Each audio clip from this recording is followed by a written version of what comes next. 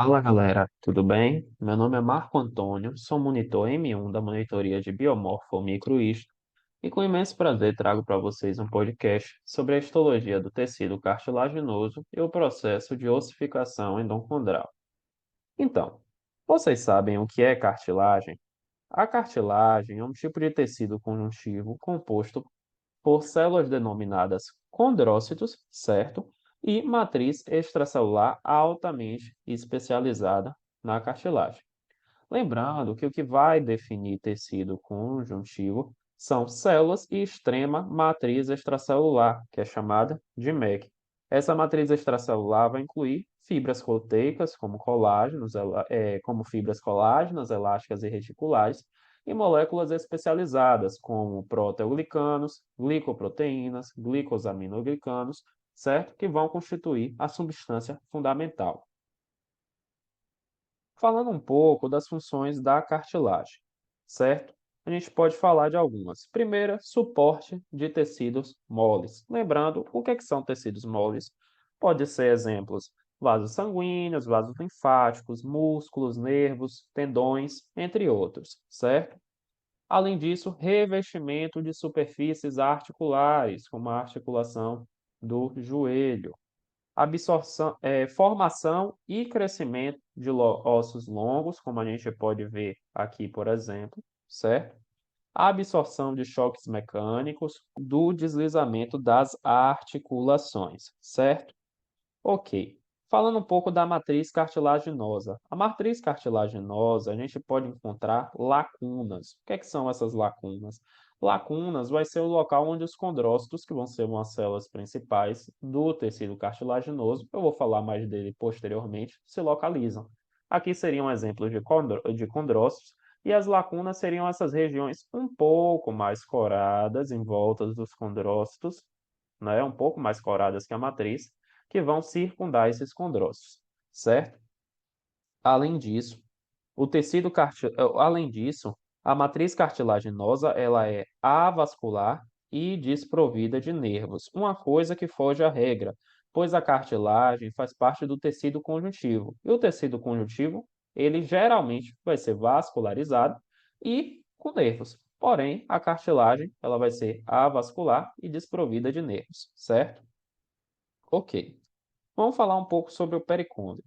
Essa camada de tecido cartilaginoso, que vai ser a cartilagem, ela vai ser envolta por um tecido conjuntivo denso. E esse tecido conjuntivo denso que vai ser o pericôndrio, certo? Observação. Apesar da matriz cartilaginosa ser avascular e sem inervação, o pericôndrio ele vai ser inervado e vascularizado, certo? E ele vai possuir duas camadas. Uma camada fibrosa, que a gente vai poder ver fibroblastos e colágeno do tipo 1. Lembrando que fibroblastos vai ser células sintetizadoras de fibras, tais fibras como colágeno tipo 1, essa camada mais externa, e uma camada mais interna, que vai ter uma capacidade de diferenciação. A gente vai poder células tronco com essa capacidade de diferenciação, ok? Uma observação importante é que essas camadas elas vão ser evidentes apenas em pericôndrios que ainda estão em crescimento. Em pericôndrios que já cresceram, só vai ter camada fibrosa. Falando um pouquinho das células do tecido cartilaginoso. Primeiro vamos falar de condroblastos, certo? Os condroblastos vão ser precursores dos condrócitos. Aqui seriam exemplos de condroblastos, que seriam células um pouco mais achatadas, certo? Aqui um condroblasto e aqui um condrócito, então dá para diferenciar eles pelo fato de serem células mais achatadas. Eles vão ser progenitores mesenquimais pericondriais, ou seja, células que ainda não se diferenciaram por completo, certo? E esses condroblastos, eles vão iniciar o processo de deposição de matriz, certo? E uma vez recoberto por matriz cartilaginosas, eles passam a ser chamados de condrócitos, que vamos falar deles agora, certo?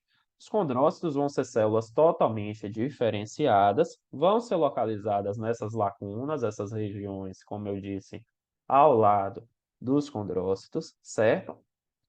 Essas células elas vão possuir capacidade de secretar colágeno do tipo 2, proteoglicanos e glicoproteínas, e eles podem ser agrupados em grupos isógenos. Grupos isógenos, como por exemplo aqui nesse circulado, eles vão ser agrupados de condrócitos, certo? Aproveitando, eu vou falar um pouquinho do processo de condrogênese. O processo de condrogênese é o processo de desenvolvimento da matriz cartilaginosa. O local, né, do pericôndrio, ele viria com um agregado de células mesenquimatosas e a partir de uma expressão de um fator de crescimento, essas células mesenquimatosas, elas seriam diferenciadas em condroblastos, certo? Que seriam essas células um pouco mais achatadas de transição. E esses condroblastos começam a sintetizar a matriz cartilaginosa. Quando eles são completamente revestidos por matriz cartilaginosa, eles se transformam em condrócitos, certo? E, a partir daí, continua o crescimento da cartilagem. Podemos ter dois tipos de crescimento. O crescimento aposicional, certo? Que vai ser um crescimento onde os condroblastos eles vão se diferenciar em condrócitos, secretando matriz, né? Como a gente pode ver, eles vão começar a secretar matriz, quando totalmente circundados de matriz vão se transformar em condrócitos, e o crescimento intersticial, em que os condrócitos vão se dividir, formando novos condrócitos e lacunas. Isso ocorre porque os condrócitos são células com capacidade mitótica. Eles conseguem se dividir. Inicialmente, esses condrócitos ficam numa mesma lacuna, mas posteriormente, cada um pode ficar em sua determinada lacuna, ok? Vamos falar um pouquinho sobre os três tipos de cartilagem. A cartilagem pode ser diferenciada de acordo com suas propriedades e aparência, certo? Primeiro, a cartilagem hialina. A cartilagem hialina vai ser o tipo de cartilagem mais comum no corpo. Vão estar localizadas, né? Principalmente, tem outras localizações, porém suas principais localizações seriam os discos epifisários, cartilagens do nariz, cartilagens da laringe, sendo essas cartilagens a tireoide, a cricoide e a aritenoide, anéis da traqueia e também presente nos brônquios, certo? Essa matriz, ela vai ser homogênea, em geral homogênea, e ela vai ter capacidade de vai ser composta de colágeno do tipo 2, glicoproteínas, proteoglicanos e também ácido hialurônico. Inclusive, a função maior da cartilagem, a hialina, é a resistência às compressões, amortecimento, diminuição de atrito e desenvolvimento do esqueleto, certo? Porque ela é o primeiro esqueleto da vida intrauterina, ok? Também a gente pode ver aqui embaixo a presença de alguns grupos isógenos, certo? Em sua parte mais profunda, tá? Um tipo especial de cartilagem hialina é a cartilagem articular. Uma coisa que define a cartilagem articular é porque a cartilagem hialina ela vai possuir pericôndrio, mas a cartilagem articular especificamente não possuirá pericôndrio. Além disso, a cartilagem articular vai ter a função de recobrir superfícies articulares de articulações mais móveis, certo? Falando um pouco aqui sobre a cartilagem elástica. A fibra que melhor caracteriza a cartilagem elástica é a elastina. Ela vai ser composta de colágeno tipo 2 e elastina. Essas fibras elásticas de elastina a gente pode ver mais intensamente coradas sobre a lâmina, certo? Além disso, uma característica é que ela vai possuir condrócitos maiores e mais abundantes, ok? E elas vão estar localizadas na orelha externa, na laringe, especificamente na laringe seriam as cartilagens epiglótica, corniculada e cuneiforme, e nas tubas auditivas, ou também chamadas de tubas de Eustáquio, né? Essas cartilagens elas vão dar flexibilidade a tecidos moles, como a orelha, como a tuba auditiva, como a laringe, entre outros, certo? Falando um pouco aqui da cartilagem fibrosa. A cartilagem fibrosa, ela vai ter elevado conteúdo de colágeno do tipo 1. Colágeno do tipo 1 é muito relacionado à força, rigidez, certo? Ela não vai possuir pericôndrio, a única que não possui pericôndrio, juntamente com a cartilagem articular da cartilagem hialina, certo? Ela vai resistir à deformação em caso de estresse, certo? Além disso, os condrócitos eles podem ser associados em fileiras alongadas, que é o que caracteriza mais a cartilagem fibrosa de você identificar elas, certo? Elas vão ser localizadas principalmente nos discos intervertebrais, discos articulares, na sínfise búbica e nos meniscos, certo? Uma coisa que caracteriza ela é que a matriz ela é bem acidófila. Ela vai ser bem acidófila por ter uma grande quantidade de fibras colágenas. E essa cartilagem ela vai apresentar um tecido que assemelha muito ao tecido conjuntivo denso, certo? Além disso, essa cartilagem fibrosa ela pode ser formada em processos de cicatrização de outro tipo de cartilagem, né? Tem uma substituição de tecido, ok? Aqui é uma tarefazinha. Pause o vídeo. Quero que você identifique qual é o tipo de cartilagem. Mas vamos seguir o vídeo aqui, depois de você ter pausado. Seriam essas as respostas. A primeira cartilagem, a cartilagem hialina, a gente pode identificar por ser uma cartilagem mais homogênea em relação às outras, né? A segunda é elástica. A manha maior é ver essas fibras elásticas de elastina, né, que caracterizam bastante. E a fibrosa, o melhor jeito é ver as fileiras de condrócitos e a semelhança com o tecido conjuntivo denso, ok? Vamos falar agora do processo de ossificação endocondral. O processo de ossificação endocondral é o processo responsável pela formação de ossos a partir da proliferação e agregação de células mesenquimatosas no local do osso, certo? Sob influências aí de diferentes fatores de crescimento, essas células mesenquimatosas, elas se diferenciam em condroblastos. Esses condroblastos vão começar a secretar matriz cartilaginosa, certo?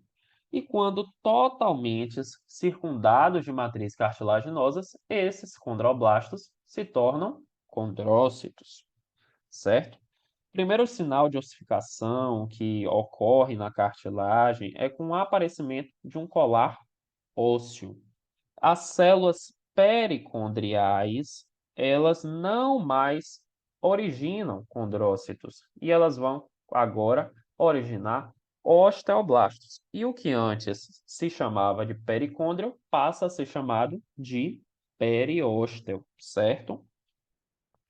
Os condrócitos, eles vão começar a se hipertrofiar, ou seja, a aumentar de tamanho, como a gente pode ver aqui, ó. Os condrócitos começam a aumentar de tamanho e começa-se a ter uma calcificação da matriz cartilaginosa, como a gente pode ver por aqui. Com a calcificação, né, da matriz cartilaginosa, certo? Ela vai inibir a difusão de nutrientes sobre os condrócitos e esses condrócitos vão morrer, certo?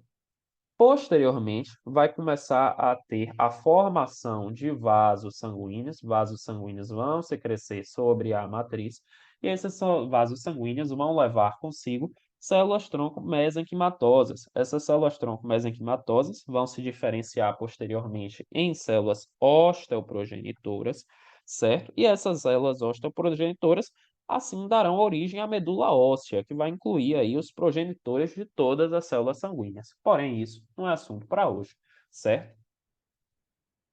O processo de ossificação endocondral, ele vai poder também ser separado em algumas zonas.